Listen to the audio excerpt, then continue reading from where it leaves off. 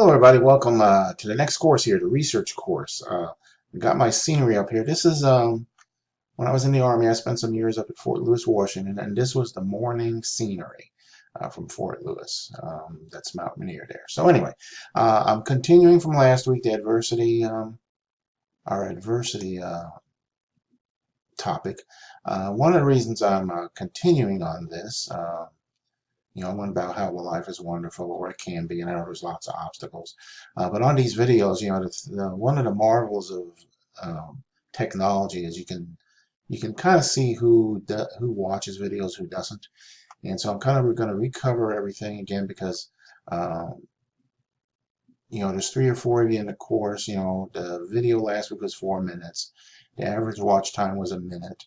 The total watch time was 5 minutes. So that tells me somebody's fibbing about watching the videos. So, and I know what some people do is they fast forward to the end to get the test question. So anyway, so that's why I'm gonna recover a little bit of this, but might be something different. But real quick, so we did this last week. It can be if you can get past all the adversity, all the obstacles you got, and there's many things. Whatever your reasons that you don't have time, like I say, you got the brick wall or whatever it is. It can be anything. But I already know from doing this for a long time and talking to students and getting feedback, time is the biggest adversity you have. If you don't have that 10 plus hours a week to put in, that's your biggest obstacle. That's the adversity. What's taking up those 10 hours that you can't put it in, that's the thing you have to work on. You got to figure out what it is that you can move aside or do away with. I know for me, when I was going to get my doctorate and my master's and everything, I had to give up. I used to be a TV nut, and so I had to give up a few hours of TV, more than a few hours probably. But anyway, so time is a thing, and I understand that. And having that 10 plus hours, that's difficult. I understand that too. But you got to figure, you're at a graduate level. That's a big deal. It's a full-time job.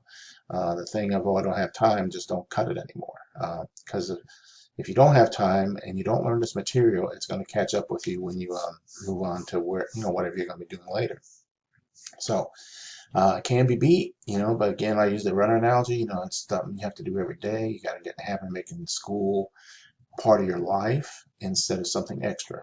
And I think you've probably heard me say that before if you were in the undergrad programs with me.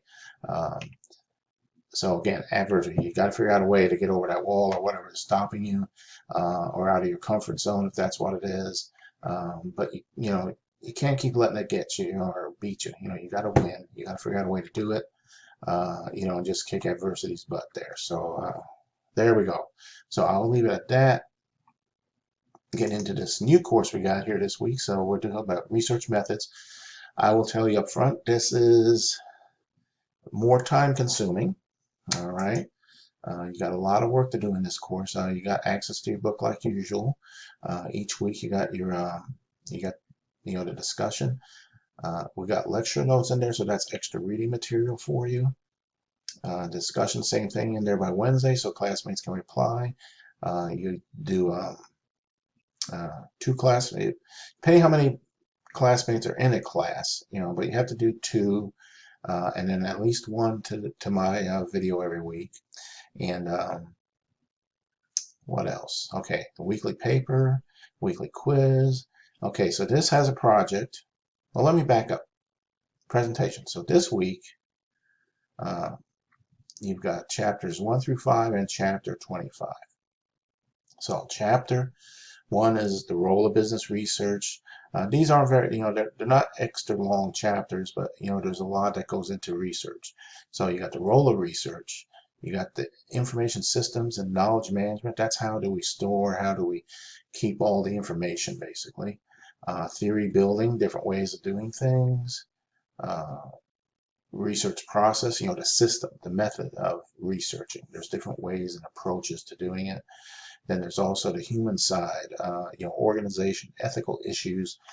An example of ethical issues is the Facebook thing, like in the last election. the gathering information and sharing it. Is that an ethical thing? So these are the type of things that are covered there. And then the reason we're jumping to chapter 25 is because that's how you do your presentations, different types of presentations. All right. So, and that brings us to your project. Okay. Whoops, already. Okay, and I got this pulled up here already. So when you get here, this when you pull this up, this has it all in here. But basically, your project is identifying a product, service, something that you can research, be it at the company you work at or some other company. All right, and all the details are on here. Again, your assumption is you're going to present this research to the board, to a panel, to you know, to a group of people, shareholder, whatever the case is, on this on this research you're doing. So you got two things: you got the paper, and you got the PowerPoint presentation. So the presentation is supported by the paper. So basically, whatever you have in the paper, everything you got in your PowerPoint, you're taking away from the paper. If you have questions about a PowerPoint, or I'm assuming everybody's done PowerPoints before and you know how to do them. But still, that's basically it. The other part of this is they're supposed to let me know. Oops, let's get back there. Yep.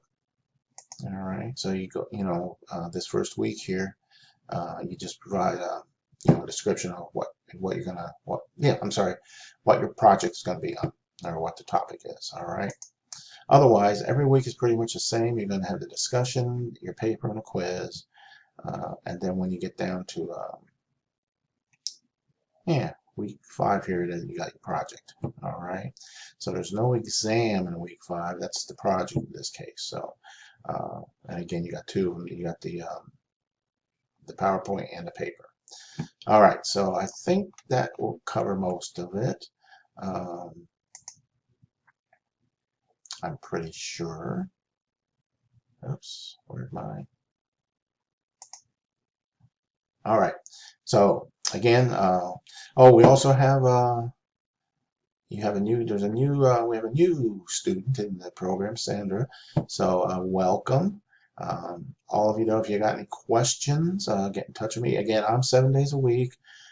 So email, text, call, whatever the case is, and I'll get back to you. So if you got any questions or anything, don't let this one. Don't get into week 5 and then finally getting around to starting your project. This is something you're going to have to be working on weekly, okay? Otherwise, let me give you my test question. I'm not sure if I showed you this one or not, but the two grandkids, 7-year-old and the 3-year-old, just tell me what they're doing. And and it doesn't have to be a long, just sentence or a couple of words, whatever the case is. So there you go. With that, I'm going to let you all go. Again, you have a great week. If you got any questions or anything, as always, just get in touch, and that will do it. So I'm just getting up here to this main page here. So okay, everybody, have a great week. Get in touch if you need anything. Take care.